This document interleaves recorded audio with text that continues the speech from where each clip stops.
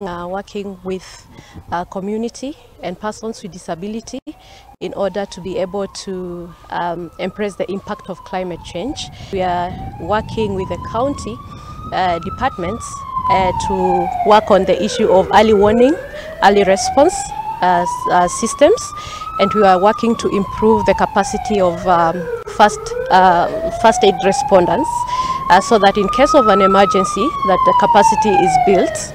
And for the first responders, we are collaborating with the police, Kenya Red Cross staff, also the paramedics, and also some county government officials.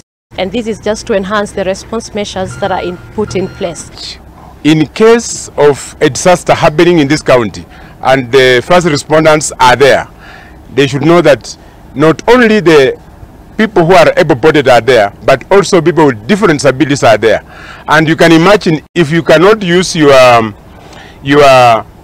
non-verbal communication to see that even if this person is dumb, it's not saying, this person is not seeing, this person is not mobile, how do I come in to handle them with dignity and protect them from getting further damage? The aim of this drill today was just to partner the team together and make sure that we handle people with disability with some dignity and make sure that they're all inclusive in our society activities. We have people inside, we need to rescue them.